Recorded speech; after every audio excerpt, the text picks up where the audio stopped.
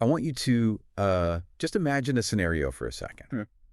You are sitting on a video call. Right. You know, you're nodding along, you're trying to look attentive, maybe adjusting your posture a bit. Like we all do. Exactly. You're doing all the standard things to signal to everyone that you are, a dedicated, engaged professional. Mm-hmm. But while you are doing that, there's this invisible algorithm running in the background, and it's actively grading the micro movements of your facial muscles, the pitch of your voice, maybe the words you type. Yeah. And it's doing all of this just to decide if you are genuinely like a team player. I mean, it sounds completely like a dystopian sci-fi pitch, right? No. But the reality is, for a rapidly growing number of workers, that invisible algorithmic grading is just, well, it's just a normal Tuesday morning now. Which is wild to even think about. It is. We are seeing this massive shift where organizations, they're no longer satisfied with just tracking what you produce. They actually want to track how you feel while you produce it. Right. And that is exactly why we are dedicating today's deep dive to the explosive rise of what is commonly called emotion AI in the workplace. Yes. A huge topic. It really is. So we are pulling our insights today from a really fascinating new piece of research. It's called The New Frontier of Workplace Emotional Surveillance by Dr. Jonathan H. Westover. Fantastic paper. Yeah, it's incredibly detailed. And our mission today is to explore how this technology actually works. Mm-hmm. Right? Like, decipher if our bosses can legitimately read our minds with it. Spoiler alert, it's complicated. Right. And we'll also analyze the psychological fallout of being constantly monitored and look at how the most, successful companies out there are building trust instead of just turning the office into some digital panopticon. Okay, let's unpack this. Yeah, we really need to ground this in the mechanics first, because the shift here is profound. Where do we even start? Well, historically, workplace monitoring was it was entirely output-based. Right, like counting how many things you made. Exactly. A manager might count the widgets you assembled or, in the digital age, track your keystrokes, the number of emails you sent. Or how long your mouse was active. Yes, the classic mouse jiggler problem. But it was purely behavioral. But now organizations are moving into this field called affective computing. Okay, affective. So affective meaning relating to moods, feelings, attitudes, that sort of thing. Okay, precisely. So instead of asking, did this employee finish the spreadsheet, the system is actually asking, was this employee secretly disgruntled while finishing the spreadsheet? I mean, I'm trying to picture how a piece of software actually measures a subjective feeling like that. Like, how does an algorithm quantify an emotion? Right, it's a great question. It relies on a multimodal approach, which just means it pulls from several different data streams simultaneously. Okay, like what kind of streams? Well, at the foundation of the visual component is the work of psychologist Paul Ekman. Decades ago, Ekman proposed that there are 6 basic universal human emotions. Happiness, sadness, fear, disgust, anger, and surprise, right? You got it. So the AI uses computer vision to track specific, what they call action units on your face. Action units? Yeah, it's looking for the distance between your eyebrows or the tension in the orbicularis oculi muscle around your eyes. Wow. Or even the microtremors in your jawline. And then it maps those physical movements to Ekman's emotional categories. So the webcam is basically running a continuous geometry check on my face to see if my smile is genuine or if it's just totally forced. Exactly. And it layers other data on top of that, too. It gets worse. Oh, yeah. It analyzes vocal prosody. So it's measuring the microfluctuations in the pitch, tone, and rhythm of your voice during, say, a Zoom call. Jeez. And it deploys natural language processing to scan the linguistic patterns and syntax choices in your Slack messages. So it's reading my chats, too. Oh, absolutely. And some of the more aggressive systems even pull biometric data from company-issued wearable devices. Wearables, like tracking your heart rate. Yep, tracking heart rate variability or skin conductance to measure your physiological arousal. So it is essentially synthesizing a 360-degree emotional profile in real time. Real time, yes. And the source material highlights that this is already happening in some very high-stakes areas. Like remote work platforms are using it to generate presence scores. Mm-hmm. Call centers are using it to grade agent tone. And recruitment software is actually using facial analysis to flag a candidate's deception risk during job interviews. Which is terrifying for anyone interviewing. Seriously. Yeah. I mean, this isn't some fringe experiment, right? This is a $19 billion market. Yeah, the growth trajectory is just staggering. And if we look at the timeline, The major catalyst for this $19 billion boom was really the normalization of remote work post-COVID. Oh, interesting. So when everyone went home. Exactly. Hmm. When knowledge workers left the physical office, it created a vacuum of visibility. Right. Managers couldn't walk the floor and physically see their teams typing away, and that physical distance triggered a massive wave of managerial anxiety. Because they felt like they lost control. Precisely. And emotion AI vendors capitalized on that panic. They positioned effective computing as like the ultimate solution to the unsupervised employee. But I'm looking at this and thinking, the pandemic might have been the catalyst, but the underlying psychology here is much older. How so? Well, it assumes that workers are inherently untrustworthy, Yeah. right? And that they need a digital overseer to stay productive. It's essentially a corporate mood ring, but with the power to affect your performance review. That's a really good way to put it. Which brings up a fundamental flaw for me. Mhm. Does slapping a biometric sensor on someone or scanning their face actually measure their true internal engagement? Or does it just measure their ability to act? Right. Like if I know the AI wants me to look engaged, I'm just going to paste a highly visible, incredibly fake smile on my face. What's fascinating here is that the technology operates on a highly contested assumption. It's the idea of an objective biological link between an outer expression and an inner feeling. The system assumes that a furrowed brow, always means confusion or frustration. Which it obviously doesn't. Right. It doesn't account for the fact that you might just be squinting at a bright screen or Yeah? concentrating deeply on a complex line of code. Exactly. And because the system operates continuously, passively, and completely opaquely, employees usually have no idea what specific microexpression even triggered a negative emotional score. Man. So if companies are pouring billions into these systems, we really have to look at the actual data. Surely, if you deploy this tech, productivity must just skyrocket, I right? think so. But the evidence gap is glaring. Dr. Westover points out there is virtually no peer-reviewed longitudinal evidence supporting real productivity gains from emotion AI. None.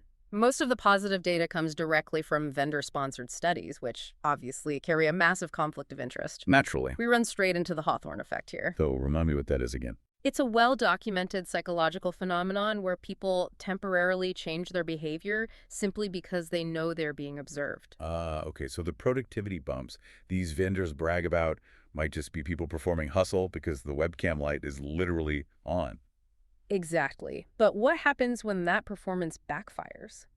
There is this striking anecdote in the research about a large telecommunications company. Oh, I read this part. This is wild. Yeah, they rolled out emotion AI in their call center, and the algorithm was programmed to monitor the agents' voices and score them on whether their emotional effect was appropriate during customer calls. Okay, so the AI is judging how they sound. Mm-hmm.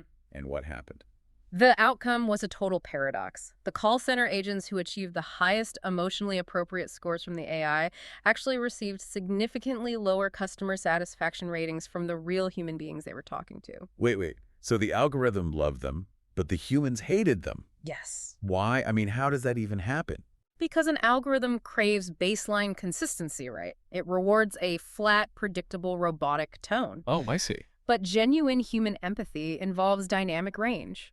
We sigh, we pause, our pitch shifts when we're, comforting a frustrated customer. Right. If I'm upset, I don't want a robot talking to me. I want someone to sound like they care. Exactly. But the AI flags that dynamic range as unstable or deviating from the baseline, so agents train themselves to sound like unfeeling androids just to keep their AI scores high. So it actively optimized the business for a worse customer experience. Completely. And this points to a deeper scientific flaw in the technology itself. Dr. Westover highlights the work of psychologist Lisa Feldman Barrett. Okay, and what does she find? She challenges the entire foundation of Ekman's universal emotions. Barrett's research argues that facial expressions do not reliably map to internal emotional states across different contexts or cultures. Context. Yeah, a scowl in one culture might indicate anger, but in another context, it might be a signal of intense concentration or even agreement. And algorithms are notoriously bad at context. Like if an AI doesn't understand the cultural nuance of a facial movement, it has to lean entirely on its training data. Yes. Which leads directly to the issue of demographic bias. Right, big time. From a pure data science perspective, this is a massive structural failure. These emotion recognition algorithms are trained predominantly on datasets heavily skewed toward white Western faces. Mm-hmm. As a result, the optical sensors and the mapping software struggle with non-Western facial morphology. They also have well-documented issues analyzing contrast on darker skin tones. Right. And the research explicitly notes the fallout of this. These systems produce significantly higher false positive rates for negative emotions, like anger or suspicion, in women and people of color. It's extremely problematic. Right. So a system that's marketed as a perfectly objective management tool is actually generating faulty data that could flag a marginalized employee as having a poor attitude, entirely based on an algorithmic misinterpretation of their face. It creates severe blind spots and legal liabilities, which, we'll get to in a bit. But even if we could somehow build a perfectly accurate, 100% reliable system. Right, in some fantasy world. Exactly. Even if it correctly identified every emotion in every context, we still run into a biological wall. The very awareness of being emotionally surveilled actively damages human cognition. Yeah, let's explore that psychological fallout. What actually happens in the human brain when you know an algorithm is grading your feelings? Well, it triggers psychological reactance. Psychological reactant. Yeah. When human beings feel their autonomy is being threatened or restricted, the brain's threat detection center, the amygdala, lights up. Okay. It is a primal instinct to rebel against being boxed in. When a piece of software presumes to tell you how you are feeling, it registers as a deep encroachment on your personal dignity. And to survive in that kind of environment, employees have to engage in extreme emotional labor, right? Surface acting. Yes. Now, obviously, customer service jobs have always required some emotional labor. You have to be polite even when someone is yelling at you. Of course. But emotion AI supercharges this. You aren't just managing your tone for the 10 minutes you're on the phone with a customer. You are continuously performing for an unreasoning, always-on algorithm that tracks every single micro-expression. And that doesn't just make you tired, it actively burns metabolic energy and depletes executive function. That sounds exhausting. It is. We saw exactly how this plays out in a real-world setting with Microsoft. Oh, right, the Microsoft experiment. A few years ago, Microsoft experimented with rolling out productivity and sentiment tracking features across their workplace software suite. Mm-hmm. It was gathering individual-level data on how fast employees read emails, how often they switched applications, and correlating that with perceived engagement. And the employee backlash was immediate, right? Yeah. And it was fierce. There was this quote from the source material where a worker described the experience as feeling like we're back in a factory with someone standing over you with a stopwatch. It's such a visceral comparison. It really is. And the reaction was so intensely negative that Microsoft, one of the most powerful tech companies on earth, had to rapidly walk back the features and anonymize the data. If we connect this to the bigger picture, the Microsoft incident perfectly illustrates the chilling effect. The chilling effect, yeah. Think about your own day-to-day work. If you know that natural language processing is grading the sentiment of your Slack messages, are you ever going to admit to your manager that you are overwhelmed? No way. Are you going to voice a legitimate critique of a new company policy if you know the system might flag you as disgruntled? Absolutely not. I just stay quiet. Exactly. Emotional surveillance doesn't create engagement. It creates a culture of paranoid self-censorship. Which brings us to the obvious question. If this technology is scientifically flawed, demographically skewed, and actively destroys morale, how do successful organizations actually manage performance and prevent burnout? Right. Because the business need to ensure quality work and take care of employees is still incredibly real. It is real. And the most effective organizations solve the root causes rather than installing software to monitor the symptoms. Okay, give me an example. The research highlights a brilliant case study from a regional healthcare system. They were facing severe clinician burnout, which is, a systemic crisis in healthcare everywhere right now. Oh, yeah. Initially, leadership considered purchasing an emotion AI platform to monitor the nursing staff and detect who was on the verge of breaking down. I love what they did next, though, because instead of buying a highly advanced AI-powered thermometer to tell them the house was on fire, they just decided to put out the fire. Precisely. They talked to the clinical teams, and they found out that the root of the burnout wasn't some emotional feeling, it was a structural bottleneck. Mm-hmm. So they reduced the patient load ratios, they hired more administrative support staff so nurses could actually practice medicine instead of just doing paperwork all day. Right. And critically, they gave the clinical teams autonomy over their own shift scheduling. And what was the result? By addressing the structural realities of the job, their exit interviews dropped by 40%. 40%. That's massive. Emotion AI would have just told the hospital administrators that the nurses were exhausted, which was something the nurses were already screaming from the rooftops anyway. Right. That's a great example of structural change. But what about situations where a company still wants some level of technological quality assurance? Well, the source outlines a concept called participatory governance, which is essentially bringing the workers into the decision-making process. Oh, okay. So like giving them a voice in the tech. Exactly. We can contrast Microsoft's top-down rollout with how a major European financial firm handled a similar desire for analytics.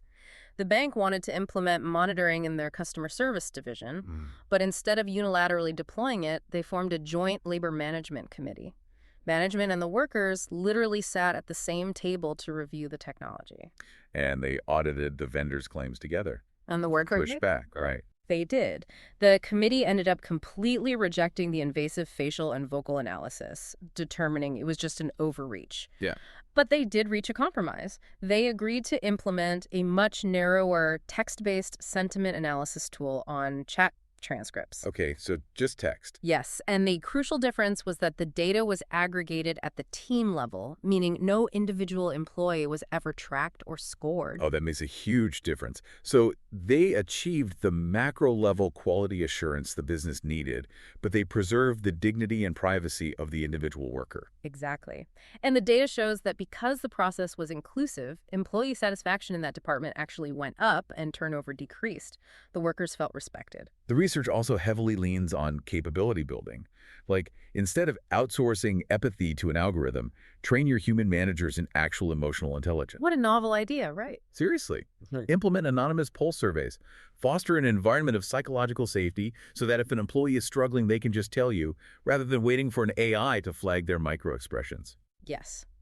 But despite the clear benefits of these alternatives, we have to acknowledge that AI adoption is only accelerating. Yeah, the genie is out of the bottle. It is.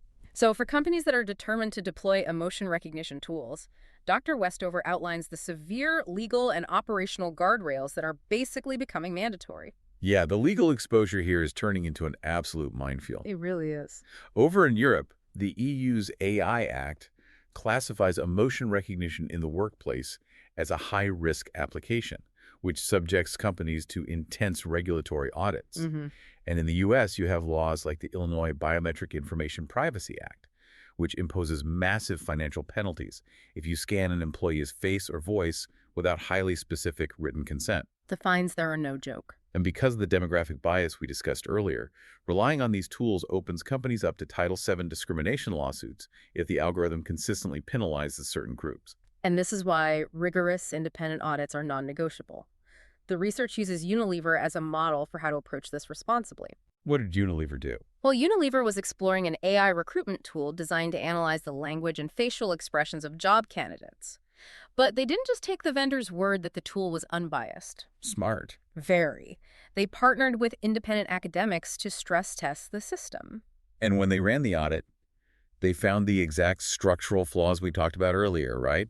The demographic disparities and the weak scientific validity in the facial analysis. Exactly. But Unilever didn't just push forward blindly. They actively stripped the facial analysis module out of the software entirely. Wow. Yeah, they restricted the AI to analyzing text, and they built in safeguards to ensure that human review was integrated at multiple stages before any hiring decision was ever made.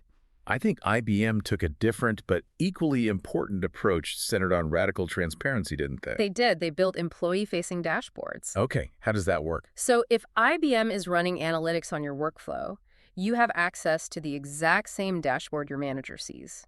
You can see what data is being collected and how the system is interpreting it. Oh, wow. It treats the worker as an adult participant rather than just a subject under a microscope. So what does this all mean?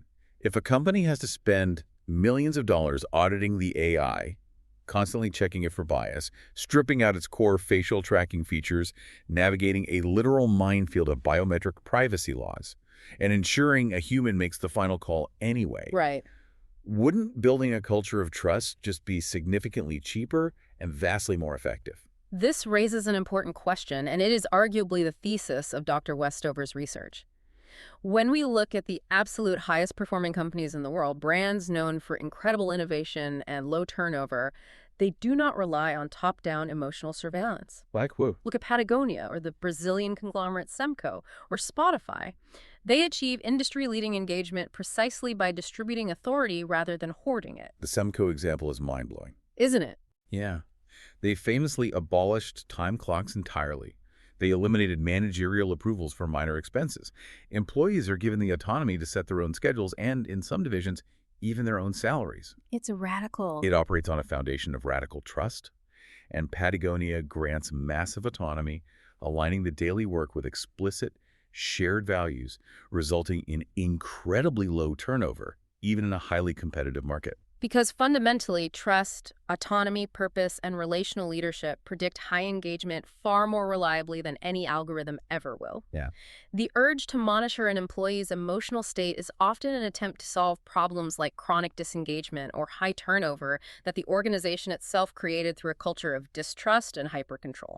It's treating a symptom of bad management with invasive technology rather than fixing the management itself. Exactly. Treating people as complex, whole human beings rather than data streams to be optimized is the actual competitive advantage.